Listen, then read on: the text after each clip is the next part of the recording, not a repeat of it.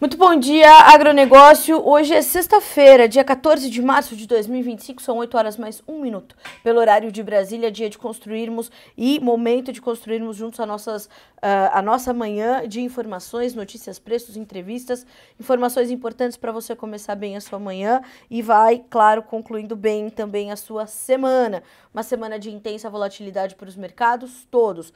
Grãos tiveram dias muito voláteis na Bolsa de Chicago, a soft commodities na Bolsa de Nova York, a macroeconomia muito intensa, o cenário geopolítico nem se fala, nós vamos dar todos os detalhes, portanto, disso tudo. O governo confirmou a alíquota zerada de importação para 11 alimentos, vai ser destaque também na nossa edição de hoje do Bom Dia Agronegócio. Vamos falar ainda de um acidente que aconteceu na rodovia Anchieta e está um caos por lá, muitos caminhões que estavam caminhando para lá, né, com carga, enfim, elas estavam, já tá uma fila bastante difícil. Acho que a gente já tem até algumas imagens para dividir, nós traremos mais dessas imagens e detalhes deste acidente ao longo do dia. Nós vamos trazer, ao longo desta edição do Bom Dia Agronegócio, vamos falar sobre isso, vamos falar quais são os impactos disso, mas fato é que a logística volta a ficar comprometida. Nós vamos falar ainda sobre a despedida do Laninha. A Laninha está indo embora, vamos voltar, segundo a NOAA, para um período de neutralidade, também já mais detalhes sobre isso, e os conflitos sobre os pagamentos de royalties ali em torno da tecnologia intacta RR2 continuam. Então ontem nós tivemos uma nota da AproSoja Mato Grosso, uma nota da Bayer, vou dividir com vocês também as últimas informações para sabermos os impactos disso tudo. No nosso quadro de entrevistas nós vamos receber o seu Paulo Bertolini, que é o presidente da Câmara Setorial, eu sempre tenho a dificuldade de guardar essa sigla, Câmara Setorial de Equipamentos para Armazenagem de Grãos, a CCEAG e a ABIMAC, porque nós vamos falar sobre essa formação de estoques de grãos que quer fazer o governo federal e também essas tarifas zeradas, portanto, para a importação de 11 grupos de alimentos aqui no Bom Dia Agronegócio, tudo isso reunido para que você saiba antes e primeiro as informações que direcionam o seu dia e os seus negócios.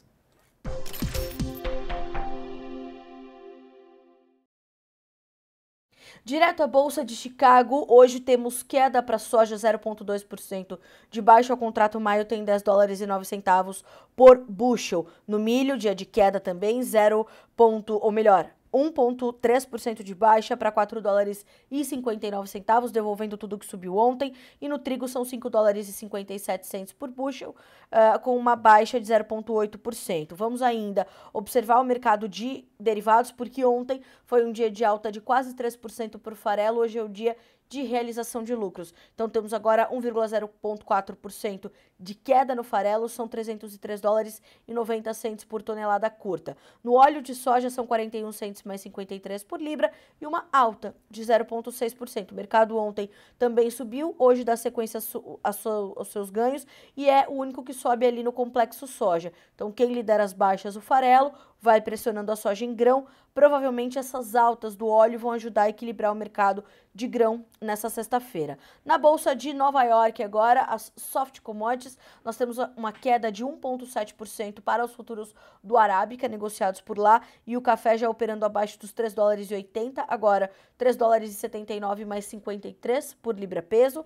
No açúcar temos um dia também de realização de lucros, 0,4% de baixa, 19 centes mais 17 por libra-peso. Algodão subindo 0,8%, vai a 67 centes mais 10 por libra. No petróleo, nós temos hoje dia de alta também e com ele checamos as commodities que não agrícolas. No petróleo WTI, 1,04% de ganho, são 67 centes mais 24 por libra-peso. No Brent, $70,52 e uma alta de 0,9%. Lembrando que o Brent é o reflexo global do quadro de oferta e demanda. Gás natural, 2% de baixa nessa sexta-feira. O ouro sobe 0,5%, vai a $3.007 mais 30 centes por onça Troy, então chegou aos $3.000 a onça Troy do ouro.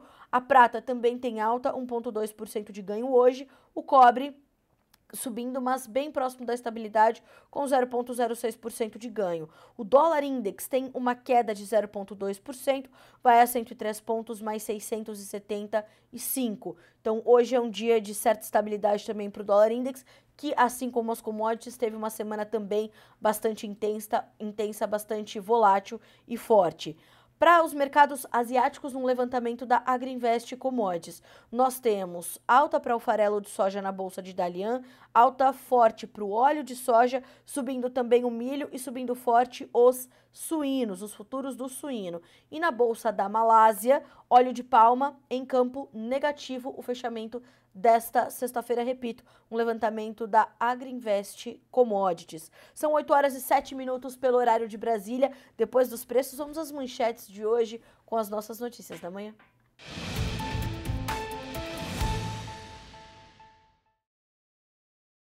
Bom, vamos então começando as nossas informações, as nossas notícias de hoje, de olho na confirmação do governo das medidas que vem ali numa combinação de falta de entendimento do governo de que são ainda medidas que pouco efeito terão sobre o prato do brasileiro e numa situação de tentar ali esse desespero eleitoreiro, como já disse a senadora Tereza Cristina essa semana, de tentar talvez alavancar novamente a popularidade do presidente Lula. Pois bem, o Comitê Executivo de Gestão, o GSEX, da CAMEX, a Câmara de Comércio Exterior, órgão do Ministério do Desenvolvimento, Indústria, Comércio e Serviços, decidiu nesta quinta-feira, dia 13 de março, em uma reunião extraordinária, reduzir a zero as tarifas do imposto de importação de 11 alimentos. A deliberação faz parte da medida anunciada no último dia 6 de março, no Palácio do Planalto, pelo vice-presidente e ministro do MIDIC,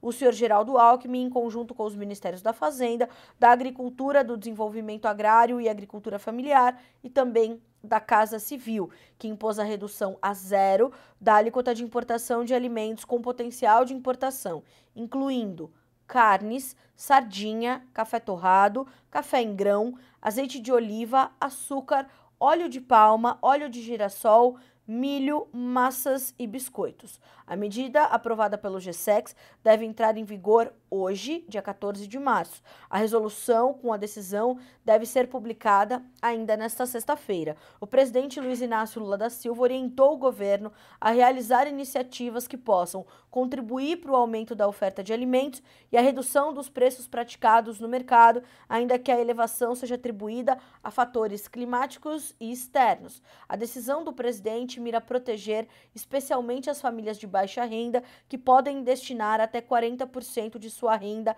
à alimentação. O que nos chama a atenção aqui? Antes disso, na avaliação do comitê, em reunião presidida pelo secretário executivo do Ministério do Desenvolvimento, Márcio Rosa, a redução tarifária poderá permitir a importação dos produtos selecionados a custos menores, aumentando a disponibilidade desses itens no mercado interno, facilitando a aquisição de produtos essenciais na cesta básica nacional, minimizando o risco de desabastecimento e garantindo condições dignas de subsistência à população. Com a maior oferta dos produtos selecionados no Brasil a impostos zerados, a decisão também busca inibir a alta de preços, contribuindo para o cumprimento da meta de inflação, o IPCA. Bom, vamos fazer aqui um rápido entendimento do que o mundo está vivendo em termos de mercados agrícolas. Se a gente olha para o mercado de café, nós sabemos que os preços estão historicamente altos. E isso se dá por conta de uma oferta global muito ajustada, estoques historicamente baixos, são os menores estoques da história de café, do café. Nós estamos falando de uma situação que não é uma situação vivida só no Brasil, é uma situação vivida no mundo. De onde é que nós vamos trazer café? Em grãos ou torrado, mais barato, para ampliar a nossa oferta e garantir que o consumidor brasileiro, em especial as famílias de baixa renda, comprem café mais barato. De onde é que nós vamos trazer este café?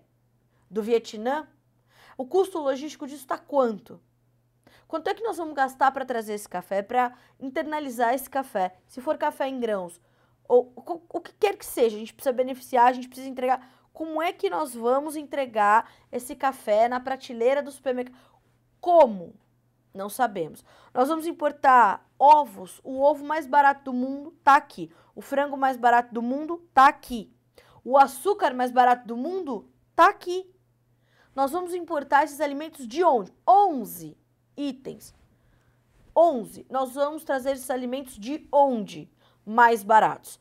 Bom, Essa é a notícia, este é o fato. Eu sugiro que vocês revejam, eu vou pedir até para deixar aqui no chat, a entrevista dada ontem ao Notícias Agrícolas do professor Christian Lobauer, professor e cientista político, um pensador do agronegócio brasileiro, que fez uma análise bastante severa sobre essas medidas, que ele chamou, mais uma vez, como todos os especialistas já chamaram, de medidas inócuas, sem efetivo resultado para o consumidor brasileiro, principalmente para as famílias de baixa renda. Então, o link vai aparecer aqui no chat e você pode, inclusive, de uma forma mais simples, você pode acessar o nosso site, clicar lá em vídeos, vai procurar o nome do professor Christian Lobauer e entender eu vou deixar o link também lá no @jornalista Carla Mendes, para que vocês entendam que momento é esse que nós estamos vivendo. É uma loucura o que nós estamos tendo que noticiar até este ponto. Então, aí o governo quer entender como ampliar a oferta de alimentos. Como se ele discute tudo isso sem trazer os produtores de alimentos para a mesa de discussão? É preciso que isso aconteça. A crítica central da FPA, da Frente Parlamentar da Agropecuária, ele veio justamente por conta disso. A crítica central, ela se baseou principalmente em torno disso, em torno dessa dificuldade que há no entendimento do governo de trazer para a mesa essa situação. Então veja que difícil, né? Que complexo. Eu gostaria até de trazer um trechinho, né, aqui da entrevista do professor Christian Lobauer, não vai ser possível, mas eu sugiro que você acompanhe. É fundamental que você entenda o que está acontecendo e como a sua atividade não está sendo colocada na mesa de discussão. Ontem, a Conab, a Companhia Nacional de Abastecimento, trouxe o seu novo número, sinalizando uma safra recorde, inclusive trouxe um aumento de 1.300.000 toneladas na safra de soja do Brasil, pouco mais de 167 milhões de toneladas, e é assim que nós estamos aumentando a oferta de alimentos. Nós estamos aumentando a oferta de alimentos justamente promovendo resultados no campo, onde tudo começa. E como é que esses profissionais não estão na mesa de discussão? Isso é inaceitável.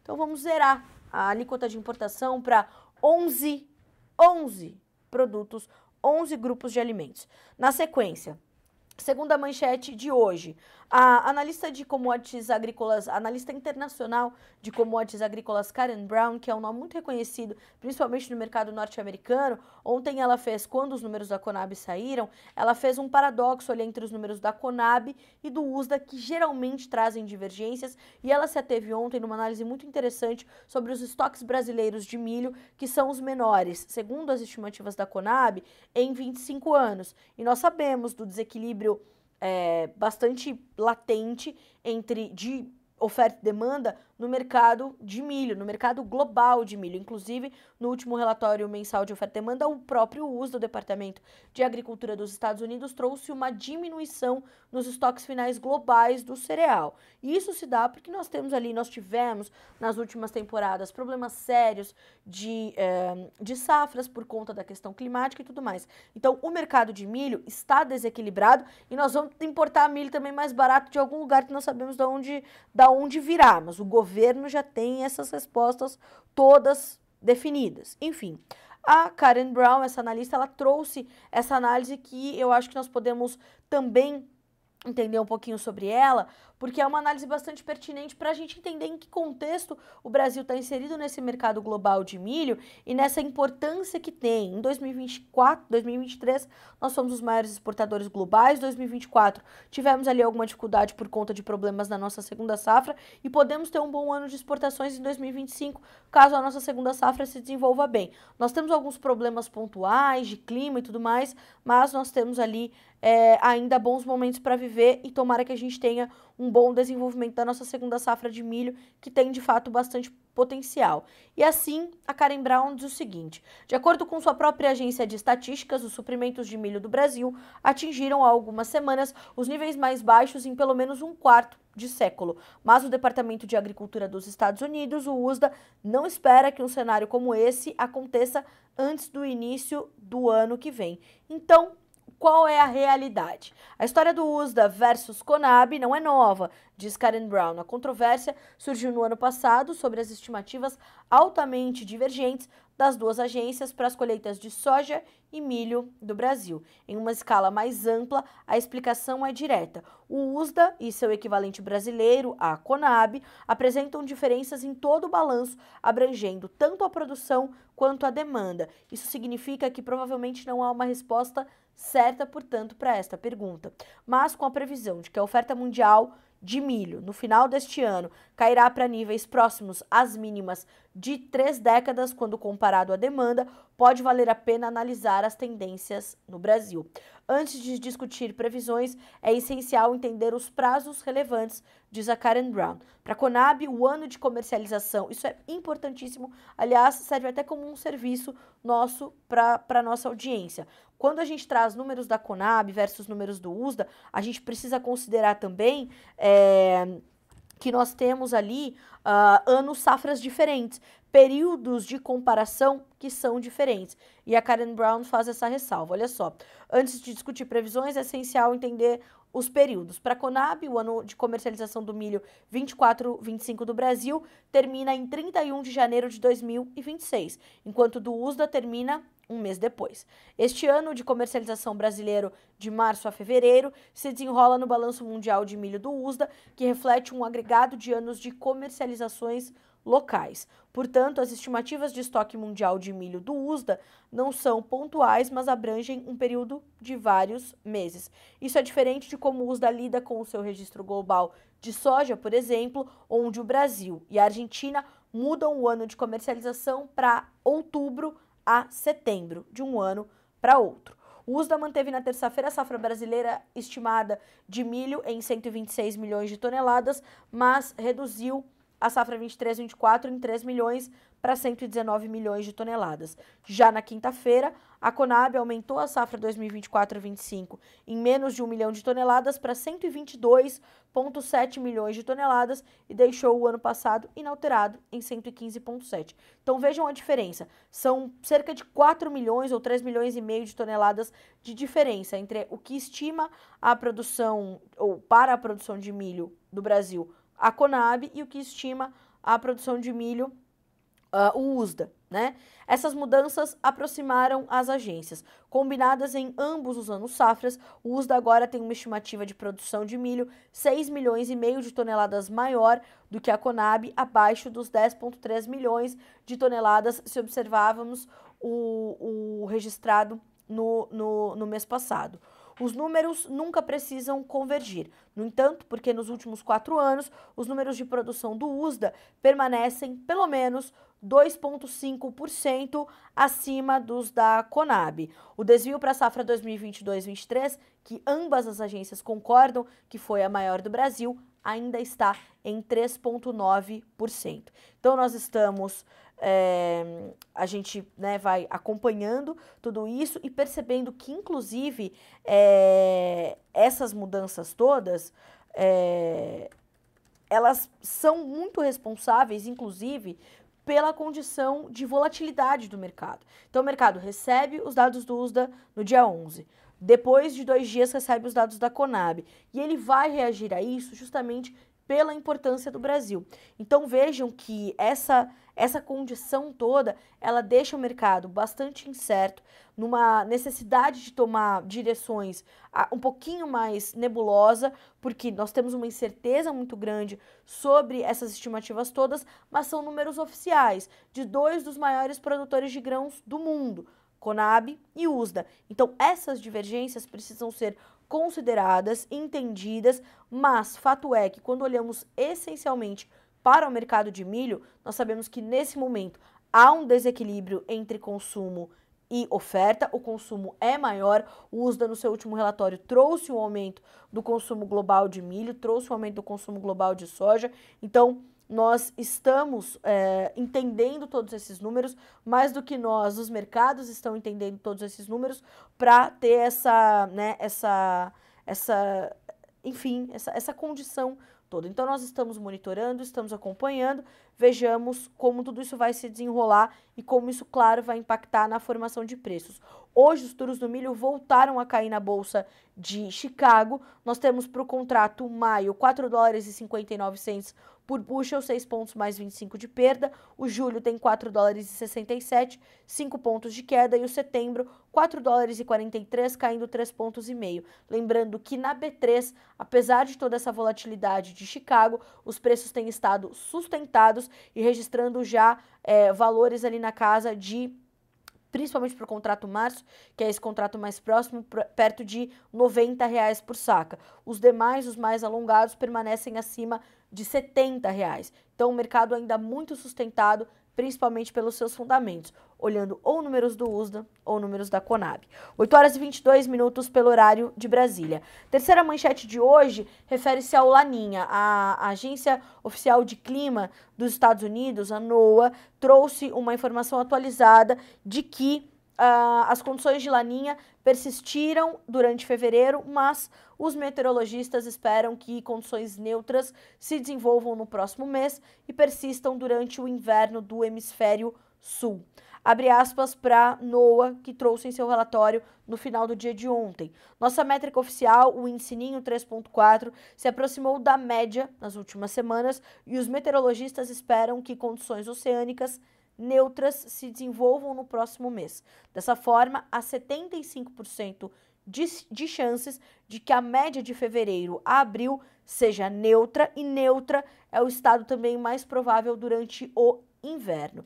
Apesar disso, as chances da volta de um Laninha ainda neste ano, segundo a NOAA, permanecem. Olhando para a primavera, informa também a agência, no hemisfério norte, as chances de Laninha aumentam. A média de outubro a dezembro tem um empate entre neutro e condições para Laninha, com uma chance menor de El Ninho, em torno de 1 e 5%. Bom, essas são as informações centrais. Como característica, né, a influência do fenômeno Laninha provoca uma redução de chuvas sobre a parte sul do Brasil, enquanto que os volumes na parte norte ficam mais elevados. Nesse ano, com o estabelecimento do Laninha, o estado do Rio Grande do Sul, por exemplo, enfrentou um período de seca que atrapalhou o desenvolvimento das lavouras da safra 2024-25, reduziu a produção de forma bastante significativa, não só de soja, mas de outras culturas de verão também, reduziu ali no hortifruti, enfim, foi realmente um ano bastante difícil para o Rio Grande do Sul, mais uma vez nessa safra de verão. Vejamos se com essa mudança e essa neutralidade climática que pode vir a vigorar a partir dos próximos meses, o Rio Grande do Sul tem condições melhores, inclusive para o desenvolvimento das suas safras de inverno. Bom, quarta manchete desta sexta-feira, dia 14 de março de 2025. O acidente, portanto, que aconteceu na rodovia Anchieta e deixou ali um caos na chegada, inclusive à região da Baixada Santista. Então, muitos caminhões de cargas, como, por exemplo, cargas de soja, que estão a todo momento chegando ao Porto de Santos agora, estão paradas, há filas quilométricas, há muito congestionamento e vamos dar mais detalhes, portanto, deste acidente que aconteceu agora. Enquanto nós estamos dando essas informações, vocês vão conferindo imagens de como ficaram as condições lá na rodovia Anchieta, porque a passarela de pedestres do quilômetro 52, que liga a capital paulista ao litoral, desabou no início da noite desta quinta-feira. Segundo o Corpo de Bombeiros, o desabamento ocorreu após um acidente provocado por um caminhão na região de Cubatão.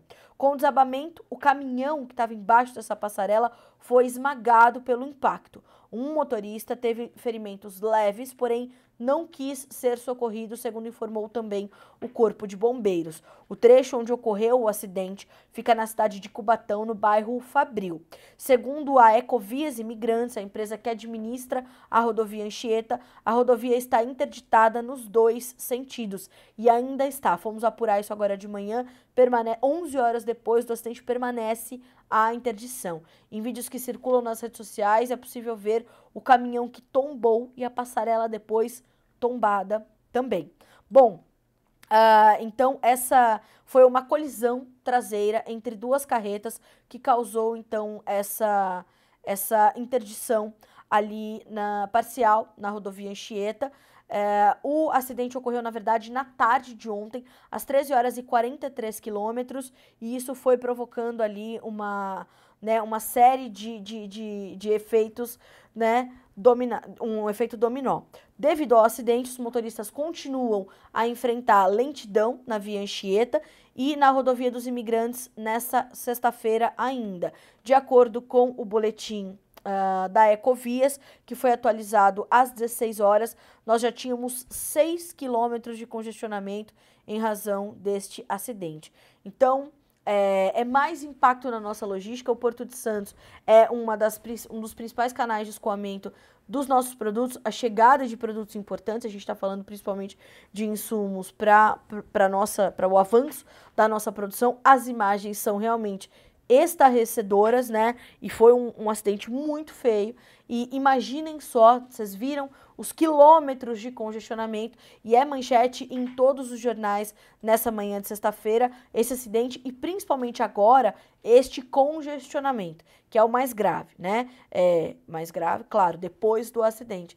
Então a gente tem toda essa situação, vamos apurar mais detalhes e claro, essa movimentação, ela vai gerar um problema também na chegada nos portos. Então vai chegar todo mundo de uma vez, vai ter congestionamento, vai ter problema com a nossa logística, enfim, é mais um impacto na nossa já estrangulada logística. Bom, eu quero só, antes da gente partir para a nossa próxima notícia, eu quero só fazer aqui uma mudancinha no roteiro com vocês. Nós receberíamos o senhor Paulo Bertolini, presidente da Câmara Setorial de Equipamentos para Armazenagem de Grãos, mas o Paulo teve um probleminha, não poderá estar conosco, estará conosco na próxima semana. Nós vamos receber já aqui no nosso quadro de entrevista o doutor Vinícius Borba, porque continua em muita evidência o assunto da COP30, ainda gerando muita repercussão, né? E essa semana foi tratado na Frente Parlamentar da Agropecuária a lei da reciprocidade, ou seja, não vamos exigir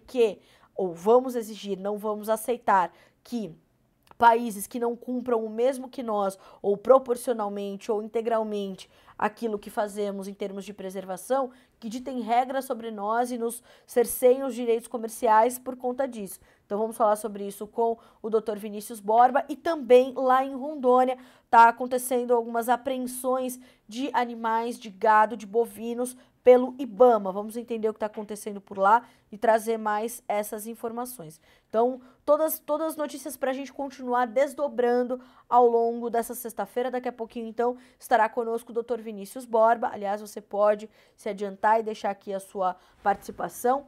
Aliás, alguns comentários importantes aqui que nós temos recebido, como o do Whitson Assunção Alves. Será que esse movimento do governo tem a real intenção não de baratear os alimentos, e sim não sofre retaliação de imposto recíproco do governo Trump?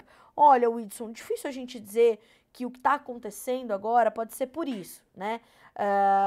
Mas eu não imagino que seja possível importar, por exemplo, café mais barato de outros lugares, milho mais barato de outros lugares. Eu acabei de trazer aqui uma notícia sobre como nós estamos com preços de milho valorizados no mundo todo, como nesse momento, por exemplo, nós temos uma força de recuperação das cotações do milho em função desse desequilíbrio entre oferta e demanda. Então, como é que nós vamos trazer esses produtos de onde, né, meu amigo? Tá difícil pensar isso, por isso que eu sugiro que vocês acompanhem a entrevista do professor Christian Lobauer. É muito elucidativa e explica por que essas medidas não trazem efeitos práticos para o consumidor brasileiro. Então, tudo isso tá na conta. Antes da gente caminhar para o nosso quadro de entrevistas, eu quero só trazer rapidamente a nossa quinta manchete, só para que vocês saibam as últimas informações dos conflitos ali em torno do pagamento de royalties da tecnologia Intacta RR2. Ontem, a ProSoja Mato Grosso trouxe uma nota à imprensa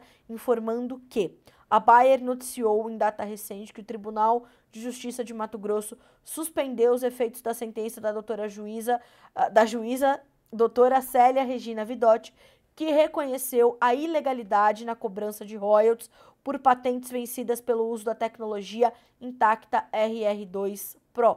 Referida decisão do Tribunal de Justiça no Mato Grosso impede que a sentença de primeira instância tenha efeitos imediatos, mas por ser uma liminar, não adentra no mérito da controvérsia, o que só acontecerá quando do julgamento do recurso de apelação apresentado pela Bayer. A AproSoja confia que o Poder Judiciário continuará a responder aos reclamos dos produtores quanto à reticente conduta ilegal da Bayer de cobrar royalties por patentes vencidas, mesmo após o STF ter definido o prazo correto das patentes e reconhecido o direito dos produtores de receberem de volta royalties pagos indevidamente. Esta é a nota da AproSoja MT enviada à imprensa. A Bayer também se posicionou com um comunicado enviado ao mercado, trazendo essa informação.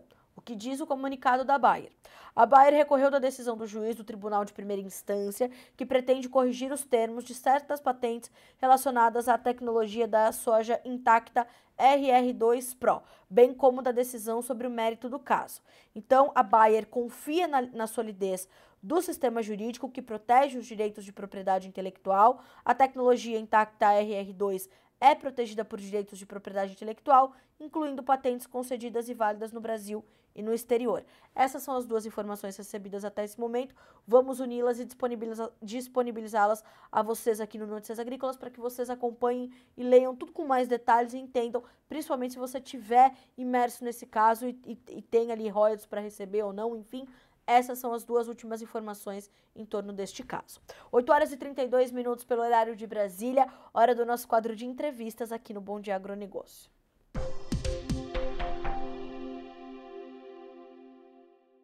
A gente recebe nessa sexta-feira o Dr. Vinícius Borba, que é presidente da Associação dos Produtores Rurais Independentes da Amazônia, mais uma vez conosco aqui no Bom Dia Agronegócio. Bom dia, Dr. Vinícius, é um prazer ter o senhor por aqui, seja bem-vindo. Bom dia, minha amiga Carla. Bom dia a todos os brasileiros de bem que nos assistem aqui.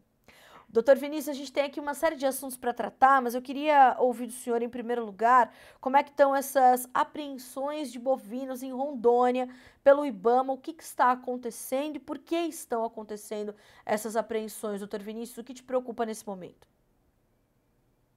Então, Carla, hoje nós estamos aqui em Rondônia, mais especificamente na Vila Extrema, fica aqui entre Rio Branco e Porto Velho. 200 quilômetros de Rio Branco, 200 e poucos quilômetros de Porto Velho.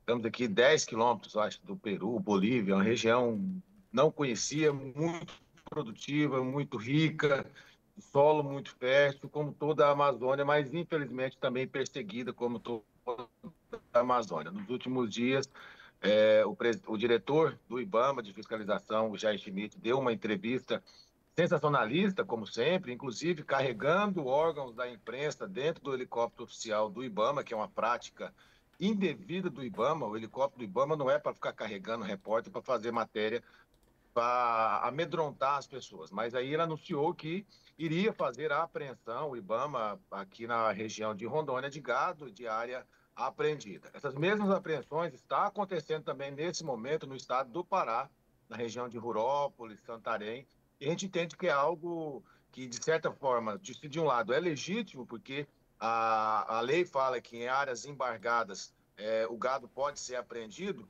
mas é algo imoral, algo incabível, algo muito oportunista e baixo por parte do IBAMA.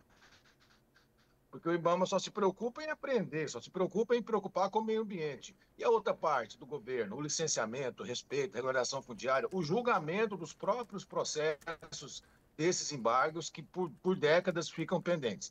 Então a gente vê que é mais uma lacração ambiental, o que tudo indica aqui, cheira um pouco uma nova apitereua nessa região, porque a gente sabe que as apreensões de gado nunca é só para preservar o meio ambiente daquele local. Infelizmente, o IBAMA tem sido usado há muito tempo por órgãos como a FUNAI, como todos esses órgãos aí, com um intuito maior de se criar terras indígenas para bloquear, ou unidades de conservação ambiental, para bloquear ainda mais as terras da Amazônia. Mas a gente hoje está aqui em Rondônia vivendo essa ameaça do IBAMA de apreender gado em áreas embargadas. E a pergunta que a gente deixa aqui, Carla, quando a gente olha no mapa do IBAMA, com relação às áreas embargadas, a gente vê que no Brasil o que mais tem são áreas embargadas, em São Paulo, no Rio, em Goiás. E não seria uma prevaricação do IBAMA atuar só na Amazônia? Por que ele não atua nos outros estados, que também tem áreas embargadas, que também está com soja, com gado? Por que essa perseguição sem fim na Amazônia? Inclusive, a gente ouviu recentemente um relato do produtor rural aqui dessa região, que o fiscal do IBAMA, ao ser abordado, falou que tem raiva de quem mora na Amazônia. E eu confesso que eu tenho vergonha de ser patrão desse fiscal. E, infelizmente, a gente tem vivido isso aqui, cara. O IBAMA chega na propriedade, tem um embargo ambiental lá, ele não quer saber se aquele embargo está dentro da reserva legal dos 20%, da autorização dos 20% que o proprietário pode usar na Amazônia, ele não quer saber se o proprietário está recorrendo, ele não quer saber se tem um PRA, ele quer fazer a lacração, a mídia, ele coloca o IBAMA, sendo que é os quantos que vão prender, onde que vai levar esse gado. Eles não se preocupam com a comoção social. Então é algo muito preocupante. Hoje a gente tem alguns parlamentares e não cobrar, sim, uma pronta resposta desses parlamentares, porque o IBAMA, aqui na região, é absoluto, né? E não é bem assim. O devido processo legal existe, a Constituição fala que ninguém será privado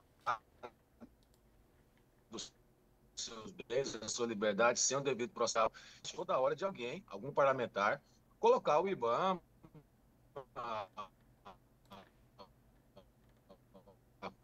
na lugar. Você brasileiro está se perguntando, todos são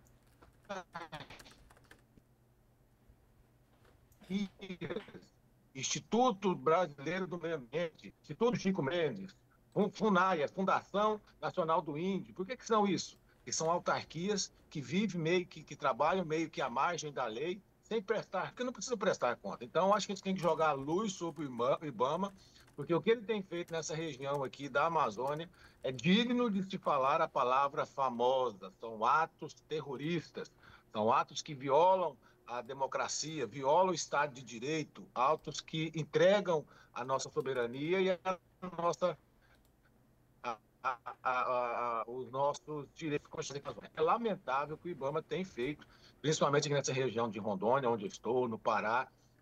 Eu acho que já extrapolou todos os limites da lei, todas as competências e prerrogativas desse órgão, Carla. Doutor Vinícius, a gente está com um probleminha com a conexão do senhor, mas eu vou tentar, então, a gente concluir essa informação. O que dá para ser feito nesse momento? Como é que é possível recorrer a isso? O senhor falou que vai pedir uma pronta resposta ao IBAMA. Como é que dá para reverter essa situação? O que é preciso ser feito agora? A gente entende, cara, que é fazer a lei ser cumprida, a Constituição ser cumprida, principalmente no artigo 5º, que fala que ninguém será privado dos seus bens, seus direitos, sem um devido processo legal. Se a Constituição fala isso, o devido processo legal é justamente analisar individualmente aquela área. Se aquela área foi desmatada sem licença, mas se ela está dentro do limite dos 20% que aquele produtor rural pode desmatar, e não desmatou com licença porque o Estado é inoperante com relação à regularização fundiária ou licenciamento por muita conveniência.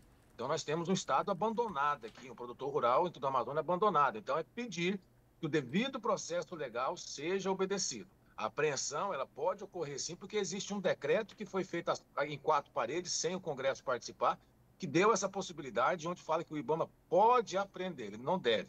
Mas para que ele faça essa apreensão de bens, que é justamente retirar do brasileiro o seu patrimônio, existe todo o devido processo legal e tem que analisar todas as instâncias, todos os recursos, notificar previamente, para depois de finalizado o processo, ele entender que é caso de apreensão. Não fazer da forma genérica essa farra de apreensões que o IBAMA tem feito aqui.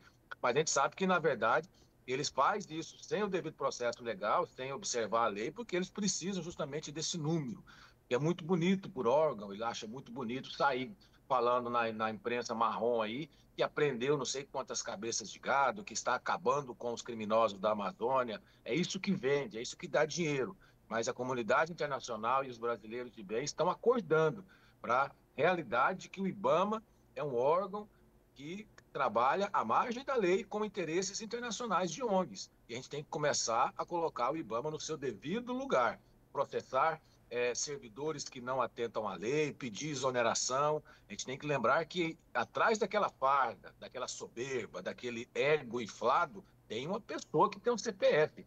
E como qualquer outro brasileiro, se ele comete um crime funcional, ele tem que responder pelos seus atos. Doutor Vinícius, a gente vai monitorar essa situação. Eu quero que o senhor vá, por favor, nos trazendo a atualização disso tudo. Mas tem um outro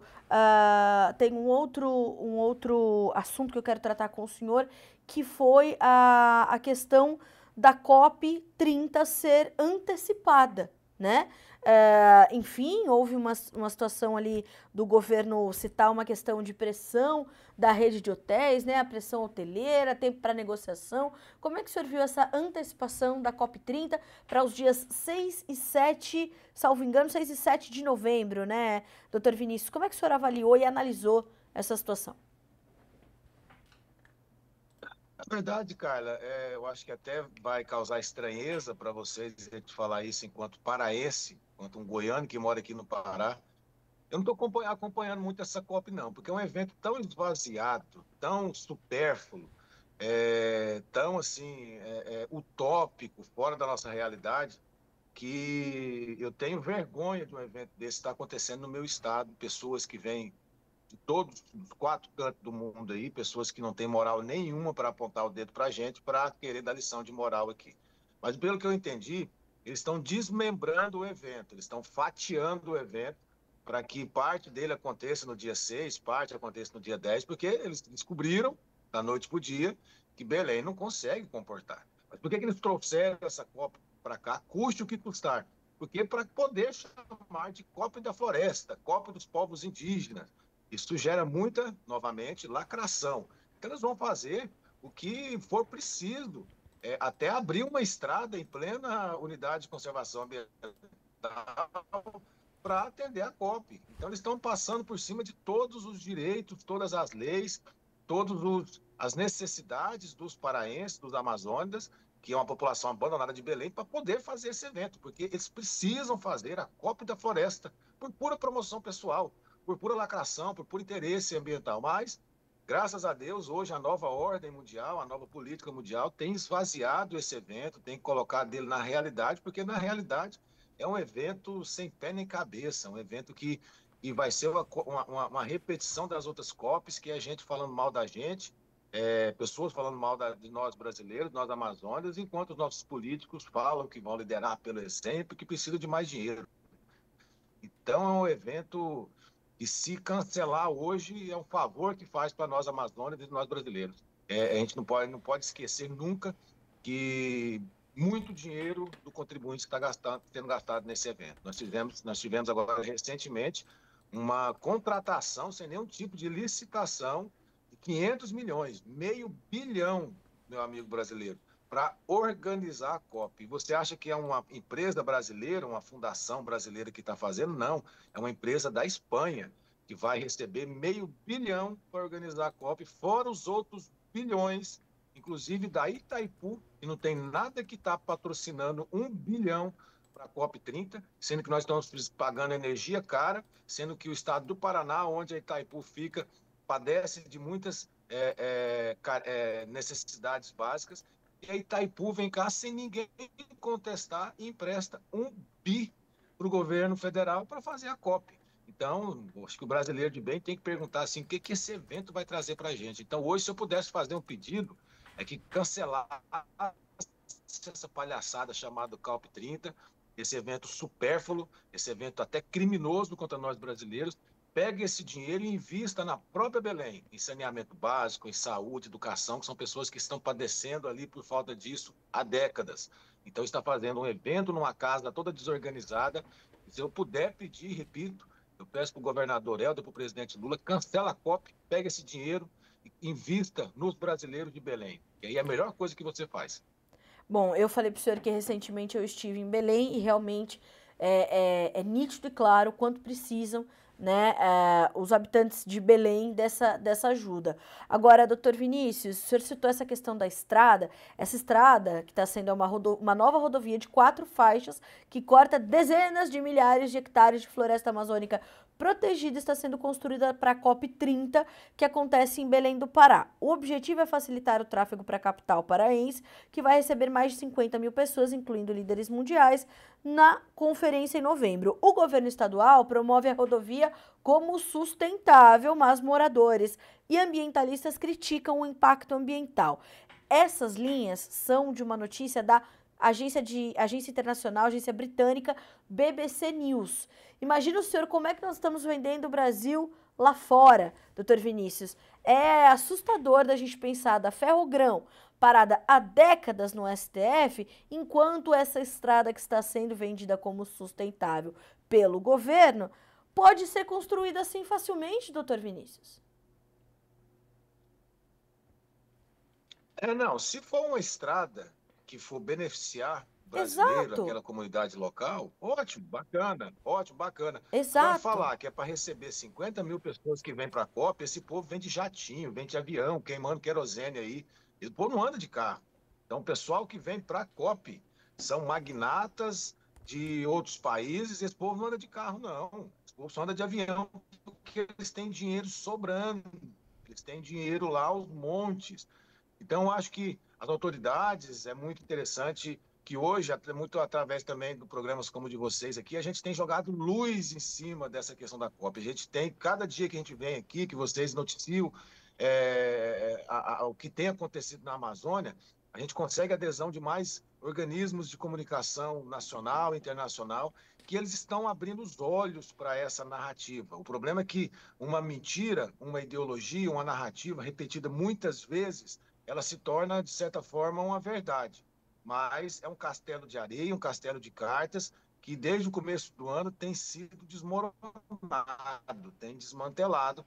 E matérias como essa mostram muito bem o problema da questão amazônica e a narrativa que se insiste ainda em cometer o erro, ao falar que uma estrada dessa é para beneficiar as pessoas que vêm para a COP.